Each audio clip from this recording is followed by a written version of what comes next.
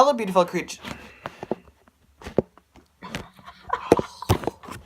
My life in a nutshell. Do you want to go get pillows to sit on so we're a little bit like higher up? Because I do that sometimes. I can just sit like this.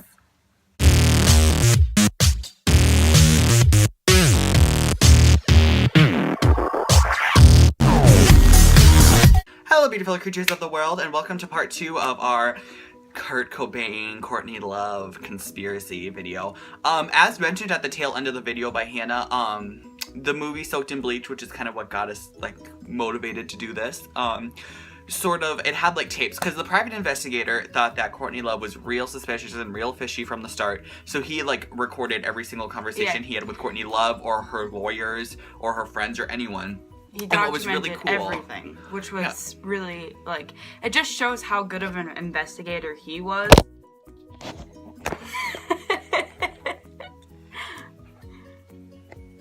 It just shows how good of an investigator he was, because he, right off the bat, sensed that there was something fishy going on, and after that point, he started documenting everything, and he has, there was one point where this one, I think it was a fellow police officer or something, I don't know.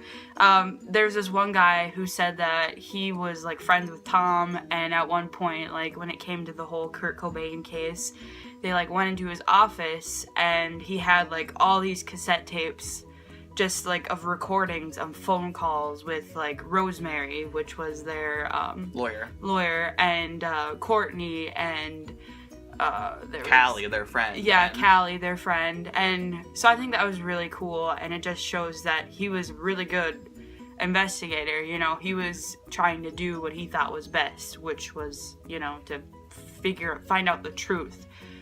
And what's really cool is they kind of reenact, like it kind of cuts, it's sort of documentary-like. They cut between like interviewing the people involved, not Courtney Love, because obviously why would she do that? Yeah, but and then like kind of doing reenactments of what happened back in the 90s. And so they would have like the actors playing Courtney Love or like whoever speaking words, but then they would take like the tape and they would overlap the tape to the actors' lips moving, and it would have like subtitles showing like this is actually tape, this is actually things that are said. Yeah. But with that being said, that makes it seem very valid and very credible and real. It makes you be persuaded, but something about it is it's not all the time that they do that, and it cuts in and out even in the middle of scenes, so you never know if things were like scrambled around to make you think a certain thing, you know. I think one of the like biggest pieces of evidence that really draws suspicion is just the whole Kurt Cobain, and like how he was set up, and how he had like heroin in his system, and how like he shot himself, and I guess the suicide note looks like it was forged. It didn't look like it was like written by him.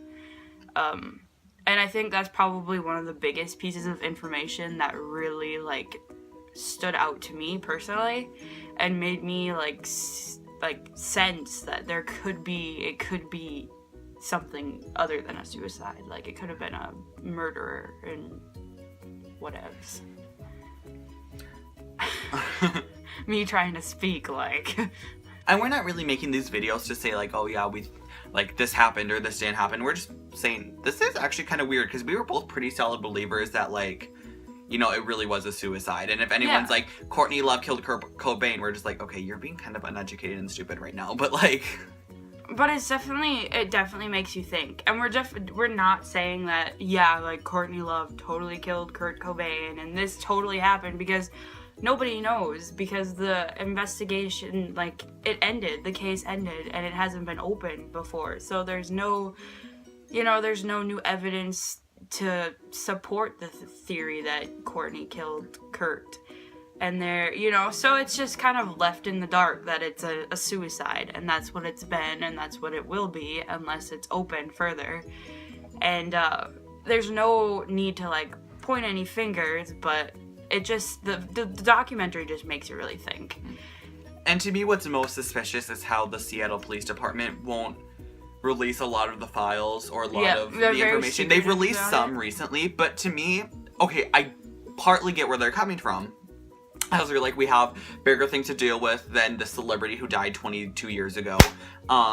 This is in the past. It's been, you know, stamped, filed. It's in the files. It's gone. But at the same time, it's like, you would think that if they're sick of, like, people being like, oh my gosh, release the files, they just would. And be like, see, y'all stupid. And say that to us. And we'd be like, okay, yeah, you were right. Yeah. Thank you for proving it. Now we'll, like, be quiet. Yeah, But, like, it's definitely one of those things where, you know, they don't necessarily need to because they don't feel the need to since it's been so long.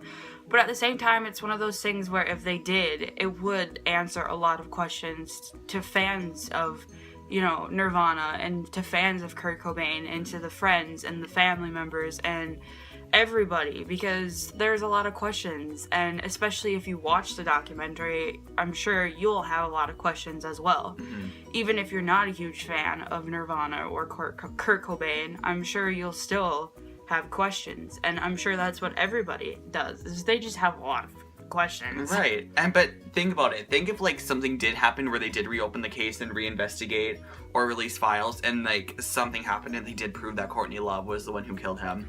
Think of, like, how much that would F up, like, Frances Cobain. Yeah. Like, their daughter.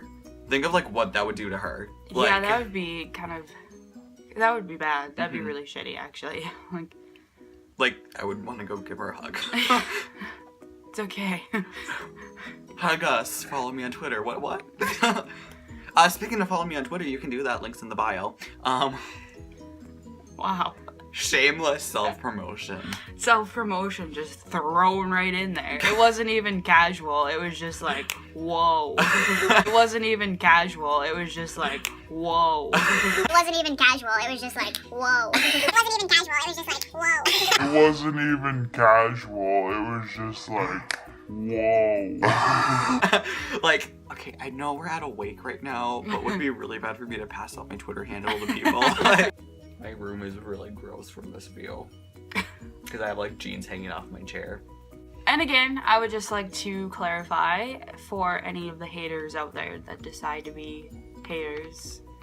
We're not saying that Courtney Love did kill Kurt Cobain, and we're not saying she didn't. We're just saying that it seems suspicious if you watch the documentary, which we just got done watching. And that's all we're saying about it. We're not giving a consensus as to who or what happened. We're just saying it seems suspicious. And we wanted to talk about it because talking about it is just kind of fun. It's kind of fun to hear other people's ideas and stuff. And so what we urge you guys to do is go watch Soaked in Bleach. Which is not on sponsored. Netflix. No. No. But it is on Netflix. I'm not popular enough. It is on Netflix. I believe it had like a 5-star rating. It was really good. It was. It was Like, very well put together, and it was really cool how they went about doing things, and like they took you. It was like what they started like 5 days before Kurt was found, and they just kind of took you through the entire thing. And it was pretty cool. And then afterwards, they did, like, after all that, they did a reenactment of, like, what Kurt, like, supposedly, like, did. And, like his last week. Like, yeah, like, during his last week, like, he visited, or he was at, the rehab, and he visited Francis, and, it was really cool how they went about, like, doing everything. Yeah. And so even if you're not a big fan of Nirvana, even if you think that this is an issue that is just stupid and overdone and, like, no, Courtney Love obviously didn't kill him, just whatever you think, I would just recommend watching it just because it's really fun. Just have a Netflix and chill night and just... Especially if you like documentaries, because, I mean, like, this is a very well put together documentary, and, I mean, a lot of conspiracy theories have been, you know, based off of this whole case, so... It's definitely one, like, if you're into conspiracy theories and if you're into documentaries, I'd definitely say that, like, it's a win-win for both of those categories, so. And I want to say thank you so much for watching this video. Make sure to give it a thumbs up if you enjoyed it. And also comment below, tell us what you think. We would love to, like, chat with you and discuss with you. Also make sure to follow us. Links are in the bio. And subscribe, because we're cool cats. With a K. Cool cats. KOOLKATS. Thank you for watching. We love you. Deuces. Stay golden. Stay real. Pony boy. That's what you were getting at. Yeah. Bye.